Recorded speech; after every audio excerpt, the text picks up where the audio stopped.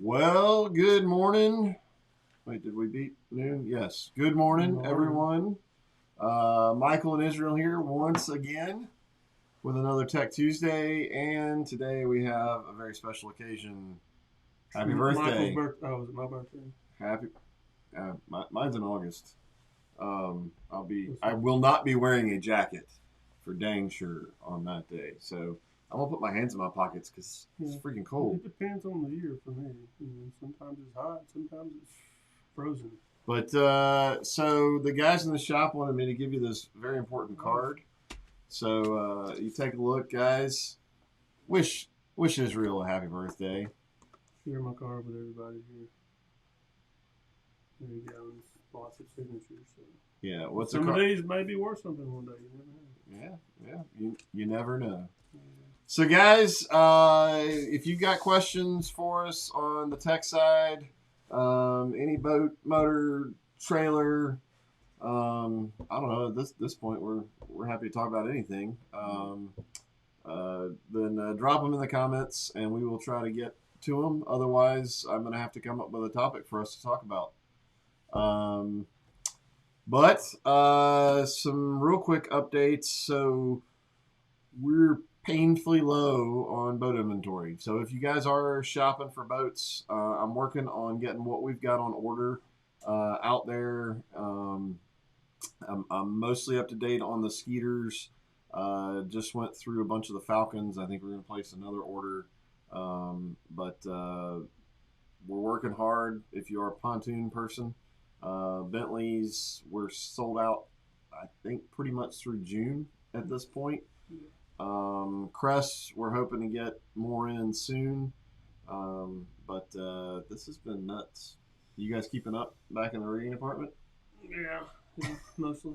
Yeah. So yeah, we're scrambling. I'm gonna be honest. I do not like selling boats this way. Selling them when they're coming in on trucks and all that kind of stuff. It is so much easier when we're sitting on 200 boats and you just come pick a color, and the guys in the back put it all together, and you come drive off and have a good time on the water. But it is what it is. So we are trying to flex. So please bear with us if you are shopping for a boat. We are doing the best we can to keep up with everything and figure out when stuff's going to be here. So, do you have any other maybe birthday pontifications or insightful? I try to tell people I look young for 52. Yes, 52. Yeah, that's what I'm going with. All right. Well, all right. So, a wise old man is ready to answer your questions. Let's see here. Scott, tell us about the Avid boats. We could probably shoot 7 or 8 or 12 videos alone on that. We like them. Yeah. I think the shortest answer that maybe you're looking for, they ride, pretty much like fiberglass boats. That's been a lot of the feedback. I know I've gone down to the water with a couple of our riggers on them, and they all seem to enjoy running them. Probably the biggest complaint is what some challenges in getting the rigging and stuff in there. But in most aluminum boats, it's always a challenge. But, like for that to be the only real major downside that we're seeing out of basically a 1-year-old company. And they're making improvements with that stuff too. They've been listening. If you're not in the that question may be coming from the Avid owners group, but that group has grown about 750 guys in there. I'm seeing at least one of every model is represented, and lots of folks answering questions and a lot of good positive feedback. And I know Phil Faulkner Jr. has been active in that group answering questions. So exclusive Yamaha. So that's kind of the main motor you're going to see on most of them. And we're down to 2 available, I think. We've got an 18XB and a 19XB. We got more on order, should be here soon. A couple of them just sold. The ordered boats just sold the other day. So, did they? Yeah. The XBs did? 21 FS is sold. I know I saw the guy actually is in the group. Melissa sold that. Um, I and think we got 4 XPs coming in. yeah, the They all 20s might be a little while before they get here. right. So, but yeah, if you got specific questions, we can see about that. I don't know from the rigging side, the technical side. I mean, quality of the boats. I mean, Everything's look pretty good, as far as quality goes. They got a lot of foam in there, so you don't have to worry about sinking. yeah. So that's nice. All Hard right. to get around, but knowing it's there is nice. Yep. All right. So I have a 2020 Yamaha Show 4-stroke. Should I follow the break-in period you posted or the manual? I have about an hour, I guess, on it. Should I go ahead and schedule I would definitely schedule your 20-hour service ahead of time because you know for problematic boats we're a little ways out. We try to get the 20 hours in and out. We pick a day to do services. So, but I would definitely schedule it ahead of time. You'll be able to get in easier. I had a guy come in yesterday and really liked my break-in. He said it worked well and everything seemed to do good. So I recommend it. It's usually what the service techs do when they come, like with a new engine. it? Right. And we have to break it in with them. That's more along the lines of how we break it in when they're here. But it complies with. It complies with the book overall, but the book is kind of I guess very generic. So they give you the same thing whether you got a 2 horse or a 450 horse. So you can take that how you want to, but a more detailed break-in to me is better overall. So. And how important is a good break-in on these? Break-in is very important, especially I always tell people the first 2 hours are the most important because that's usually when your ring seat. Everything else is heating the piston up and cooling it off and tempering the metals. Okay. So and the cams and stuff like that get broke in during that first hour too. So it's the most critical so that you don't have any oiling issues. Yeah. So. All right. Just wanting to know if the fuel sending unit in tank, if it's bad and saying there's no fuel but tank full, will it keep motor from running? I guess. If your fuel tank is full, and the sending unit is possibly bad, it should not keep your engine from running. Now, you could have a fuel pickup issue. I've seen fuel pickups broken. I've seen, if you got a Mercury, you got Mercury lines. The Mercuries tend to separate on the inside and cause like a pocket. Okay. It's supposed to be round, and it'll fold inside out, and actually cause a restriction. And it's usually right where the lines hook to the primer bulb or fitting. Okay. It's usually where they peel open. But I've seen them in the dead center of the line just be collapsed and causing like a check valve. And a lot of times you can pump it up, but when you're going down the lake and it's pulling a vacuum, that's when you usually see a problem. So. All right. Well, Timmy, hey, hope your week's going well. Be careful on the water out there. Next couple of days looks like some nasty weather around here. All right, David. Okay, follow up. I'm assuming 2006 Optimax 150, the oil line running from tank to motor. What's Tri-brass? Thing called it runs. Oil does. I'm having trouble on that one.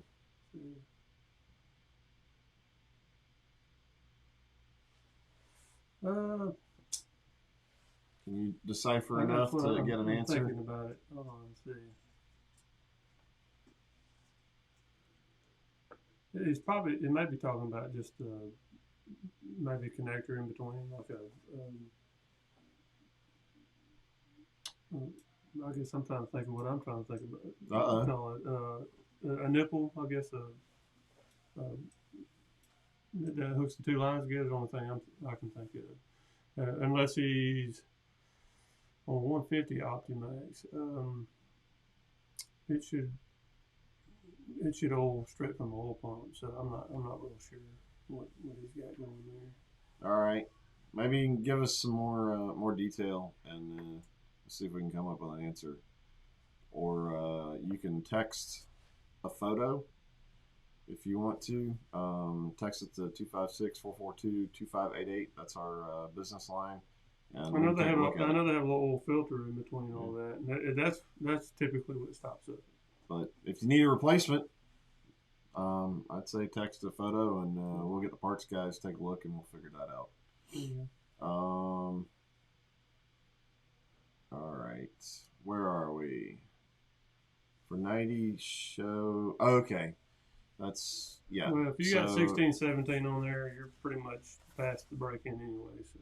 Yeah. So you're mostly, but I know I hear you guys tell folks pretty often you'd rather see them after 20 hours than under 20 hours on those 20-hour servers. If it's past 10 hours, if it's got 10 on it or 30. Actually, I think I know what Mr. Gibson's talking about. There's a check valve that runs up the reservoir. All right. And so I don't see I haven't seen a lot of issues of it stopping up, but I could see if you had some grime in there. So because the filter is before that piece that elbows up to the oil reservoir. So okay. That filter should stop up before that brass piece that you're talking about. It stops up. And that piece was actually designed to go in the old VSTs, and it's actually got a check valve in it, and you could actually put fuel on there and get fuel going this way and oil going this way is what it was originally designed for. Okay. But for some reason they kept using it in the newer style Optimaxes that don't use that system anymore. But okay. I rarely see them stop up. All right. Yeah. Well, there you go. Yeah. Not bad for a 52-year-old. Yeah, that's right. You know, you figure it out. Give him enough time. All right, Timmy Taylor. Any updates on when and if Yamaha will release a mobile phone app that allows owners to read engine hours? Well, I can give you the best answer I have on that. They don't tell us anything until they come out with it. I didn't even know. It took me 3 months to find out they had one for the technicians to use with our computer system. And they keep that stuff locked down so much that they only allow us 2 of those per account. Gotcha. And so I had to buy a whole other, $1,000 account so I could get 2 more. So more than 2 techs could use them at one time. So, all right. So I don't know. I wish they would. They've got the technology. Mercury's done it, and when I go to school, I'll make fun of the guys so that they can get mad at me, and maybe they'll come out with one too. I'll tell them, if Mercury's got one, y'all should have one. So, yeah. So sometimes shame works, sometimes it doesn't. Yeah. Well, do what you got to do. All right. Happy birthday. It's Mom. Hey, Mom. All right. What kind of maintenance should be done on a trailer with surge brakes? Well, I guess every once in a while, probably, and I say this loosely, but the fluid's probably good for a really long time, but you should check it for water, because sometimes the little seals on the top of the reservoir, they are faced straight up, the little thing that covers it, and sometimes they can leak water in there and start rusting. Also, brake fluid has a tendency of absorbing moisture, so water is probably the worst thing for it. Check your brake pads. Usually before the brake pads wear out, I typically see the pistons inside the calipers start getting locked up, and if they get locked up, they'll just wear the pads right off anyway. All right. So if you see a lot of brake dust on one side, not the other, then you probably got a caliper that's going bad. Okay. And and just grease. Put grease in places that move. All right. I'm going to throw out there, particularly for the pontooners and recreational boaters, that their trailer sits and sits and sits. Those tires, can get messed up very prematurely. I know that from owning RVs. Those things. And there's also a dampener in there. So if your trailer's still braking, but when you stop, it feels like it's slamming. There's a little black dampener in there that it wears out in about probably a year or two. All right. And can be replaced as well. All right. 2018 Yamaha 200 is the water pump recommended to be replaced at the first 100-hour service? Yes, I would say so. Yeah. And also over time, every 2 years. The thing about water pumps and outboards, they're made out of rubber, and the pump is, so if you got a round, cylinder that pump's sitting in, it's sitting off to one side, which is how you get your low pressure and high pressure area. Okay. So one side of that pump, if it's just sitting still, the piece of rubber is actually going to be squeezed harder on one side than the other. And just sitting there all the time, squeezed harder than the rest of them, can actually, it loses elasticity. Okay. And wear that ear worse than the other. Not actual wear, but it loses its ability to pump over time, which is why they recommend every 2 years or every 100 hours. Okay. Is it if you're running in a saltwater environment? Do you do saltwater? If you're in saltwater, I recommend you have it changed once a year, regardless, because it does two things for you.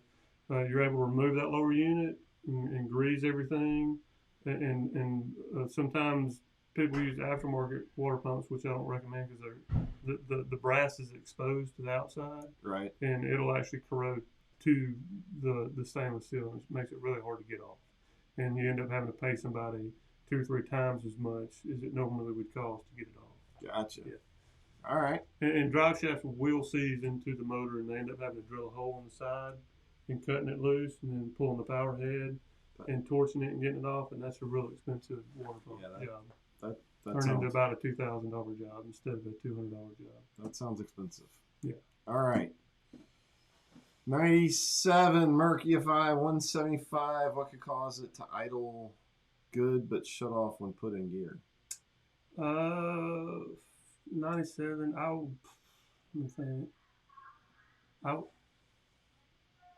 I would say if it has a computer on the side, because right around those year models, the older ones had the computer on the front. I can't remember when they stopped doing that. But if it's got the computer on the front, there's an idle stabilizer on the side of the engine.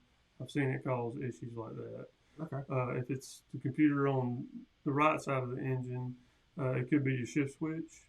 Sometimes it may be timing. It might not be idled up enough. It could be idling good enough in neutral, high enough that when you put it in gear, it has a load on it, and it can cause it to, not be idle high enough to keep it idle with load on it. The other thing that I would consider is those engines. The tuners were notorious about breaking the bolts off and falling down, and they'll idle fine in neutral, and they'll run fine in neutral. But when you put them in gear and try to take off, it kind of chokes the engine off, and it can affect top end as well. So that's another thing that could be an issue. So, all right. Those were notorious for that. Hope that helps, Justin. Where's the thermostat on the Optimax 150? Okay, it's on. If you're behind the motor, the heads are here and here. On the very top of the head, there'll be one that's got 2 hoses coming out of it, a little spot up there. And there's be another spot up there that's probably got some of them. Actually, on the Optimax, there's a little thermostat housing on the top of both, and there's one hose running out of it. That's what it is, and they're going straight down. The fuel rails will be in the way, so you'll have to loosen the fuel rails up to take the 8 millimeters off to be able to get them off. All right. So, but top left and top right. We're gonna have to make you do that like blindfolded one of these days, just to see how good you are. I could probably do it. All right. Well, Timmy, we I won't say we love having your boat in here because that means you're not out enjoying it, and we want you to be out enjoying it. But thank you for bringing it to us for sure. Um, At least it wasn't broken.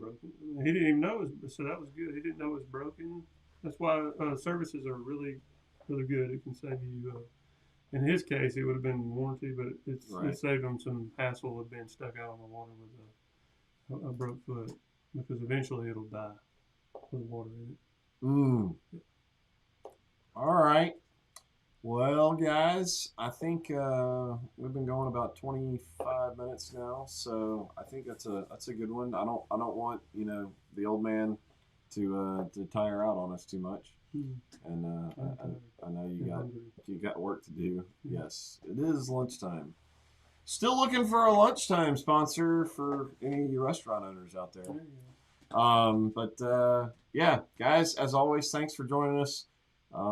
If you know folks that are shopping for boats, it's some crazy times. We're obviously having to tell everybody over and over and over again that hey, we've got a boat on order. It's crazy, unprecedented for sure. Colin just brought a cake in. Uh-oh. You want to show the people the cake? You want to show the cake? And the card. We saw the card. We did the card. Did you do the card? We did the card. We're gonna look at the cake here. The card does say, "What's a birthday card without money inside?" Well, it's this card. Ooh. Happy birthday. That looks good. Don't y'all wish y'all were here? Well, some of you might show up. Yeah, Some but there's hearts not on enough cake for anybody. Lots of hearts. So that must mean I'm well loved. And I'm assuming that's chocolate on chocolate. I don't know. Okay. Anyway, happy birthday. Thanks, buddy. We love you, Buck Song. Yes. All right, guys. We're gonna get out of here, eat lunch, and apparently Eat some cake. cake. So we will talk to y'all next week. Thank you.